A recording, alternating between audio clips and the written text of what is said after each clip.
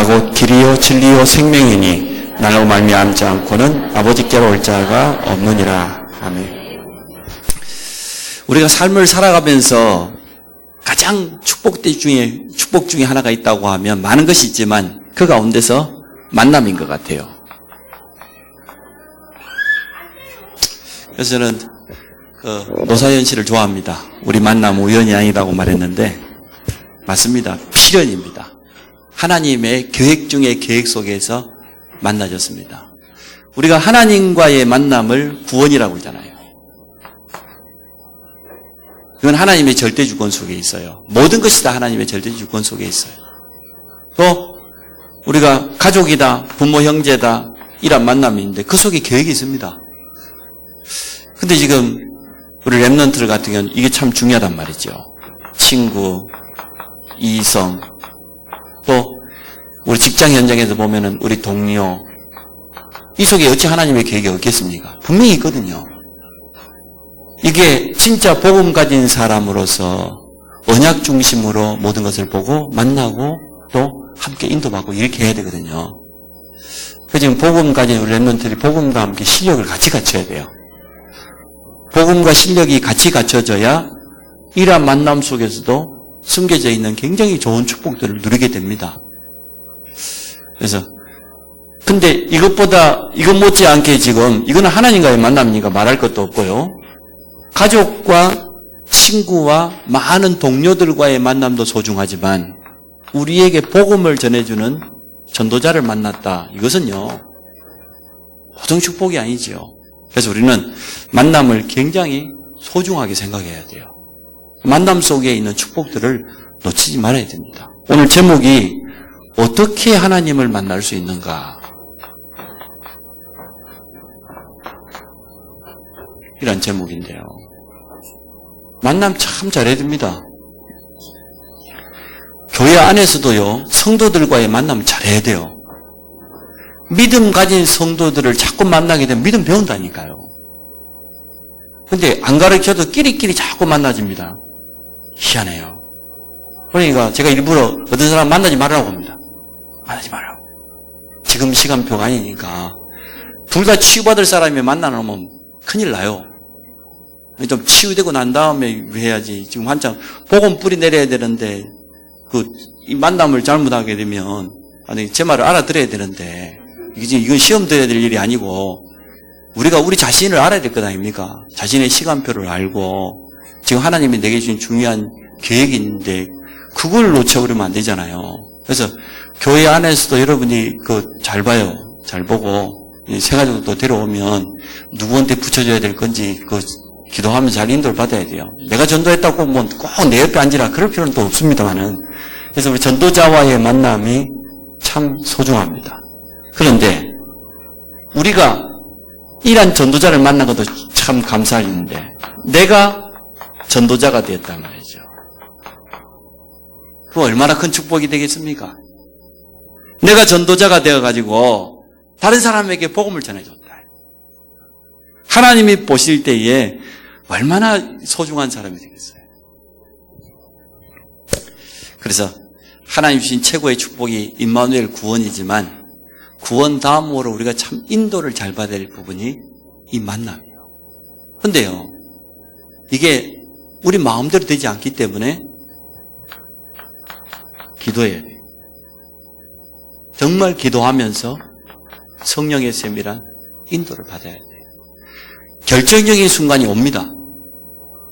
우리 랩런트들이 어려서부터 나는 랩런트라고 합숙훈련 가고 수련회 가고 WRC 가고 막 그렇게 했다가 이제는 조금 이제 철이 들고 사춘기가 오고 친구들을 사귀고 또 대학의 중요한 진로를 선택해야 되고 사회에 나가서 직장을 잡아야 되고 이성을 만나고 결혼을 하고 이때 이 중요한 순간이 다 오거든요. 그때 참 잘해야 되거든요. 순간순간 중요한 그 텀이 오는데 그때 진짜 복음으로 준비되고 깊이 뿌리 내려져 있어야 된단 말이죠. 그렇지 않으면 한순간의 선택이 진짜 평생을 좌우합니다. 그래서 조금 만남을 위해서는 우리가 기도하고 또 내가 이런 만남으로 먼저 자신이 준비되어져서 누구를 만나도 복음 줄 수 있는 전도자로, 그리고 성령의 세밀한 인도받는 이런 만남의 축복을 누리시기 바랍니다. 전도는 만남 아닙니까? 만남이 안 되는데 어떻게 전도를 할 수 있겠어요? 그래서 우리가 이런 복음 가진 전도자로서 준비되어 있으면 하나님은 그런 만남을 허락해 주실 겁니다. 첫 번째 만남, 왜 인간 행복이 없냐? 하나님 떠났어요. 그럼 하나님 만나면 되는데 왜 못 만나냐? 하나님 떠나는 순간 죄로 말하면 뭐가 죽었어요? 영이 죽어버렸어. 그래서 세 번째 만남이에요. 어떻게 하나님 만날 수 있냐? 우리 인간은 영이 죽어버렸는데 하나님은 영이시다. 영이심으로 우리 육신의 눈 가지고는 볼 수 없죠. 하나님 봤다, 하나님 만났다. 일단 정신병자로 보시면 돼요. 하나님 눈에 보이고 물론 이제 바울처럼 워낙 못 깨달으면 부활하신 주님이 그냥 사울아 하면 찾아올 수도 있어요. 근데 대부분 보면은 하나님 만났던 사람 보면은 일단 사람이 정상이 아니라 너무나 좀 비정상적인 신비고 수준이 떨어지고 시달리고 밤마다 눌리고 그런 사람들이 주로 그러거든요. 사실 하나님은 눈에 보이지 않습니다. 영이심으로 육신의 눈에 보이지 않습니다. 영이시기 때문에 이 땅에 있는 그 어떤 것도 제한받지 않습니다. 불신자들은 돌가가라고 그걸 갖다가 신이라고 절하고 말이야. 안 되겠으니까 너 나무 깎아놓고 금칠까지 입혀가지고 그러는데 가보세요. 당연히 제한받잖아. 그 하중에 앉아갖고 돈 세인만 주라고 날마다 손 벌리고 있는데 제가 그랬다니까 막 뺨마디를 가서 막 사정하실 때 아무렇지도 않더라고. 우리 하나님은 그런 분이 아니에요. 하나님은 어떻게 제한받습니까? 하나님은 온 우주 만물에 그러다가 편재성이라고 그러는데 하나님은 모든 곳에 존재하신다. 하나님의 편재성. 있을 제자니까 모든 곳에. 사람의 손에 제한받는 건 하나님이 아니고 뭡니까? 우상입니다. 우상은 반드시 그 속에 뭐가 들어가요? 귀신이 들어가서 배후에 역사해요. 그래서 절대 다른 데다가 마음 쏟지 마시고 눈에 보이는 형상만 우상이 아니고 하나님보다 더 의지하고 사랑하는 자식 사랑하고 남편 너무 의지하고 그러지 마세요. 하나님 바라보시고 같이 사명 감당하시고 그렇게 하시기 바랍니다. 영이시기 때문에 방금 말씀드린 것처럼 무소부재 모든 곳에 존재하신다. 모든 곳에. 시편 139편에 뭐라고 했습니까? 내가 하늘 끝에 올라간다 할지라도 거기도 하나님이 계시고 내가 새벽 날개를 치고 저 바다 끝에 간다 할지라도 거기 또 하나님이 계시다. 하나님은 모든 곳에 다 계셔요. 이 말을 너무 또 의지해가지고 아무 데서나 예배 드리면 되지 주일날 꼭 주일날 교회 가고 그럴 필요가 있겠냐. 내가 있는 곳에 예배 드리면 되지 하나님 어디나 계시는데 진짜 뭘 몰라도 정말 철없는 소리를 하는. 그 모든 곳에 계시는 것하고 공예배는 다르잖아요. 그래서 어디에서나 하나님께 예배 드릴 수 있고 기도할 수 있습니다. 그건 맞습니다. 그러나 공예배는 그렇지 않잖아요. 그래서 모든 곳에 계시기 때문에 어느 현장에 가서도 두려워할 필요 없다. 어떤 곳에서도 빛의 자녀가 가면 하나님 나라 임하게 된다. 성령이 역사하게 된다 그 말이에요. 그게 무소부지지. 네 번째, 무소부지하십니다. 이 지자가 알지자입니다. 모든 것 다 알고 계신다. 하나님은. 다섯 번째, 무소불능하신다. 능력이 못하시는 게 없어요. 하나님께는 불가능이 없습니다. 모든 거 할 수 있습니다. 내게 능력 주시는 자 안에서 모든 거 다 할 수 있다고 고백했지 않습니까? 그래서 하나님의 이름을 여호와라고 부릅니다. 스스로 존재하시는 분. 유일하게 이 땅에 있는 만물은 다 피조물입니다. 지음을 받았습니다. 하나님은 스스로 존재하시는 분입니다. 인간은 영적인 존재이기 때문에 이 영이신 하나님을 만나는 것이 바로 구원이다 그 말이에요. 모든 사람은 구원받아야 되는 거지. 자, 이렇게 하나님은 영이신데 두 번째 보십시오. 그런데 사람은 육신을 가지고 있어요. 영혼도 있지만 육을 소유하고 있어요. 그러다 보니까 하나님 만날 수도 없지요. 하나님 볼 수도 없지요. 이것을 이용해서 사단은 자꾸 속이는 겁니다. 하나님 눈에 보니 영이신데 하나님 만날 수 없고 볼 수도 없기 때문에 이걸 가지고 자꾸만요. 사단이 뭘 만들어내면 종교를 만들고 우상을 만들고 그렇게 하죠. 또 우리의 영혼은 어디 속에 있습니까? 육체 속에 있어요. 혼돈하면 어떻게 됩니까? 죽는 거예요. 일단 끝이에요. 쉽게 말하면 제한받는 존재다 그 말이에요.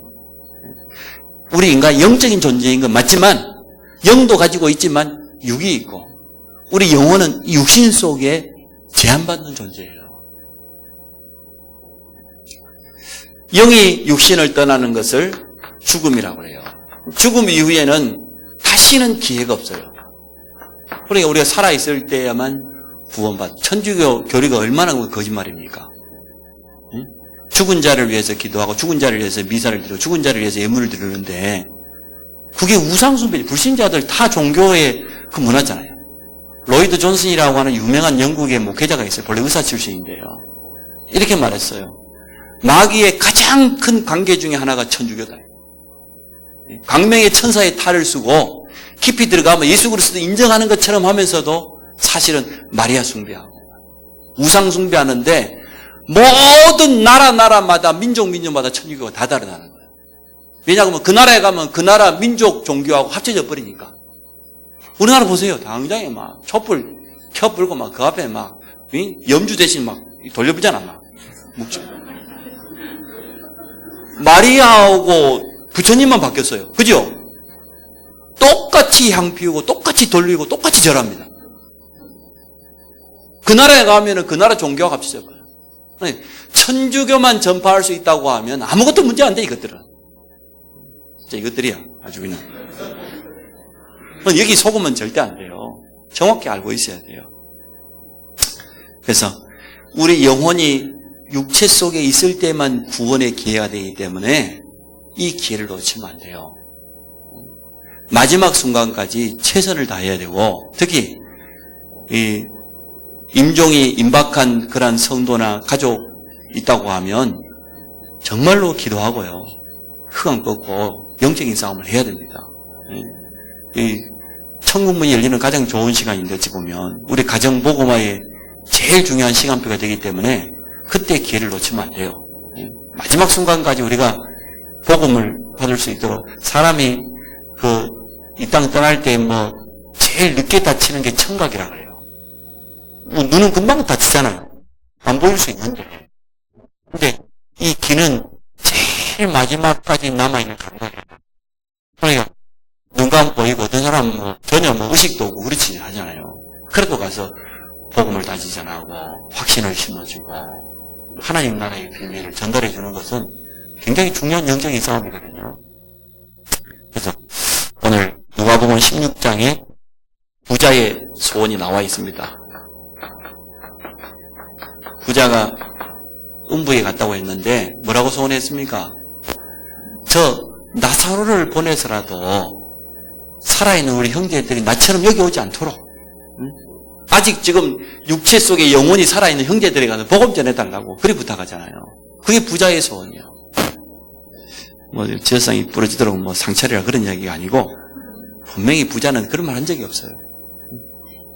자, 그러면 이 두 가지 속에서 이제는 세 번째가 나온 거죠. 하나님은 영이시단 말이에요. 우리 인간이 하나님 떠나서 행복이 없고 영이 죽어서 하나님 못 만나는데 근데 육신을 가지고 있단 말이에요. 그러면 육신을 가진 인간은 하나님 만날 수 없어요. 찾아갈 수 없어요. 영이신 하나님이 육신을 입고 오셔야만 되는 거예요. 맞습니까? 너무나 당연한 것 아닙니까? 영으로만 계시면 우리가 볼 수도 없고 만날 수 없는데 그래서 세 번째 하나님 만나는 길입니다. 영이신 하나님이 인간을 구원하시려고 사람의 몸을 입고 왔다. 근데 죄가 없기 때문에 성육신이라고 하죠. 거룩하다. 죄 없다. 이 땅에 오셨습니다. 그게 요한복음 1장 14절입니다. 종교와 복음은 달라요. 종교는 사람의 하나님을 찾으려고 발버둥 치는 거지만 복음은 뭡니까? 하나님이 사람의 몸을 입고 오신 거예요. 직접 찾아오신 거예요. 그래서 그분은 죄가 없고 쉽게 말하면 원죄를 비롯한 모든 죄가 없는 거죠. 그 영은 하나님이시다.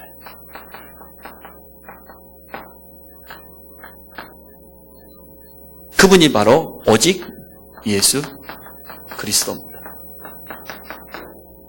예수 그리스도는 죄 없다는 증거로 동정녀 마리아에게서 나시고 그리스도의 일을 완성하기 위해서 십자가에서 십자로 피 흘리시고 우리의 모든 저주를 다 해결했습니다. 그래서 예수 그리스도는 하나님의 성품 신성, 사람의 성품 인성, 두 가지를 다 가지고 있어요. 하나님이시면서 사람이기 때문에 사람이 느끼는 배고픔, 추위, 고통, 슬픔, 감정 다 느껴요. 베드로가 고백을 잘했죠. 주는 그리스도시요 살아계신 하나님의 아들이십니다. 예수가 바로 그리스도요. 살아계신 하나님의 아들. 하나님의 아들이 사람의 몸을 입고 이 땅에 왔다는 거죠. 그래서 오늘 이 예수 그리스도를 마음속에 영접하는 것이 바로 구원이요 하나님을 만나는 것이다. 자, 예수 그리스도를 영접할 때 우리의 영혼 가운데 성령이 임재하시죠. 어떻게 해요? 고린도서 3장 16절에 우리를 성전 삼으시고 영원토록 함께. 이게 바로 구원입니다. 이때부터 사단의 권세는 영원히 떠나가는 거죠. 영원히 결박되는 거죠.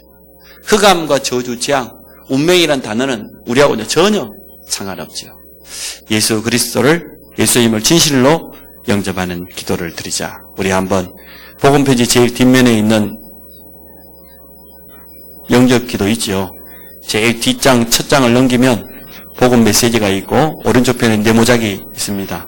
같이 고백합시다. 시작. 하나님 아버지, 저는 죄인입니다.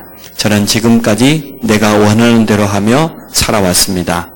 그러나 지금 예수님이 나를 위해 십자가에 돌아가셔서 부활하신 그리스도라는 사실을 믿습니다. 내 마음의 문을 열고 예수님을 나의 구주로 영접합니다. 내 마음속에 오셔서 영원히 나를 인도해 주세요. 예수님의 이름으로 기도합니다. 아멘. 자, 이제 우리는 구원받은 하나님의 자녀들. 하나님이 우리와 함께 하죠. 그럼 함께 하면은 당연히 증거가 올 수밖에 없죠.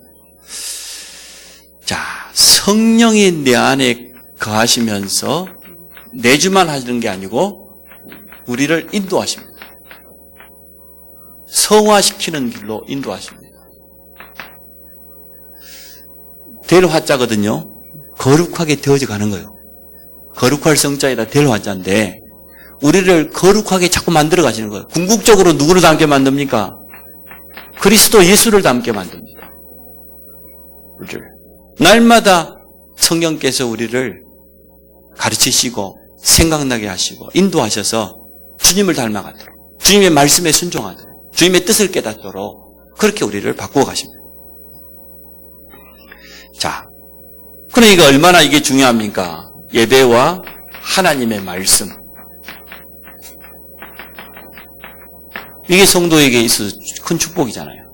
우리가 하나님의 말씀, 성경을 올바로 받을 때 성령의 인도를 받아요. 왜냐하면 하나님의 말씀 속에 하나님의 뜻과 하나님의 계획이 분명히 알려져 있기 때문에 너무나 예배는 중요하고 하나님의 말씀은 중요한 거예요. 하나님의 말씀은 살아있고 반드시 성취되는 말씀입니다. 자, 말씀을 받을 때 우리 영이 살게 됩니다. 시편 119편을 다른 말로 하면 말씀장이라고 하잖아요. 주의 말씀은 내 발에, 내 길에, 그래요.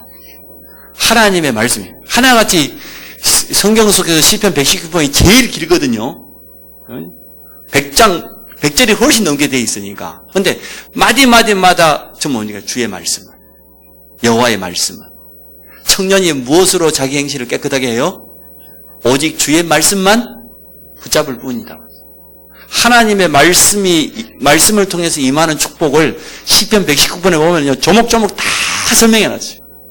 주의 말씀이 어떻게 역사하시는지. 자, 세 번째, 죄를 해결할 때 과거를 결별해야 돼요. 과거 속에 머물러 있으면 안 돼요. 성령의 인도를 받게 됩니다. 갈라디아 5장 16절에도 18절에도 그랬습니다. 그래서 우리 힘으로 안 되지만 예수 그리스도 이름으로는 돼요. 가능해요. 여러분, 모든 죄의 권세를, 저주 권세를 이기신 예수 그리스도 이름으로 기도하시기 바랍니다. 우리를 유혹하고 넘어뜨리려고 다시 그 죄악 속으로 우리를 끌고 가려고 사단이 얼마나 유혹합니까? 우리는 영적인 싸움을 해야 되겠습니다. 하나님께 간절히 집중이죠. 그 다음에 시간을 정하고 정식기도, 제목을 정하고 언약기도, 끝까지 포기하지 않고 기도하면 하나님의 능력이 분명히 나타나게 됩니다. 기도는 반드시 응답된다 그 말이죠. 다섯 번째 기억해야 할 것은 우리를 놓친 사단은 방해합니다. 주로 뭘 가지고 방해합니까? 지금까지 살아왔던 우리 체질, 그거 가지고 방해합니다. 지금까지 살아왔던 체질이 전부 육신 체질이었잖아요. 다 그렇지는 않겠지만 대부분 사람들이 삶의 규모도 없고 경제 규모도 없고 세상 나가서도 일도 잘 하지도 않고 젊은 청년들 뭐 직장 여기 갔다 저기 갔다 옮겨 다니고 진짜요. 이거 진짜 기도하면서 응답받아야 돼요. 바꿔야 돼요. 우리의 무능, 우리의 한계, 우리의 규모 없는 삶 바꿔야 됩니다. 사단은 틀림없이 방해합니다. 그래서 성령 충만 받으면 하나님과 통한다고 그랬잖아요. 하나님과 통하고 하나님의 능력 힘이면 되니까. 그래서 여섯 번째, 그래서 성령 충만 받으면 자신을 이긴다는 거예요. 제일 먼저, 제일 안 되는 싸움이 우리 자신과의 싸움이잖아요. 이거 이겨야 돼요. 그 다음에 두 번째, 세상과의 싸움에서 승리합니다. 세 번째, 그 배후의 역사는 사단과의 싸움에서 승리하게 되어집니다. 자, 그럼 이렇게 응답이 오면 전도의 문도 열리고 계속해서 이제 증거가 온다고 말이죠. 증거 앞에 우리는 증인으로 서게 되어질 겁니다.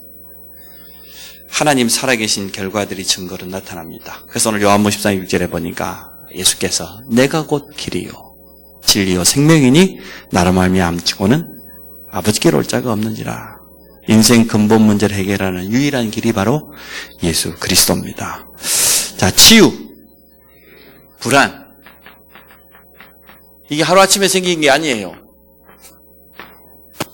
불안, 염려, 이게 하루아침에 생긴 게 아니다니까요. 오랫동안 뭔가요? 있던 거예요. 쌓여져 있던 것들이 굉장히 많아요. 어떤 사람은 이상하게 뭔 일을, 사건을 보고 사람을 대하고 뭔 일을 대하면은 불안하고 부정적인 것도 보이고 그게 하루아침에 생긴 게 아니거든요. 그럼 어떻게 되겠습니까? 지속적으로 말씀으로 힘을 얻어요. 에스겔 골짜기의 마른 뼈와 같은 그 현장에다가 하나님 뭐라 했습니까? 말씀을 대언하라고. 하나님의 말씀을 대언했더니 뼈와 뼈가 마디가 맞아 붙여가지고 나중에 어찌 군대가 되었다 그랬잖아요.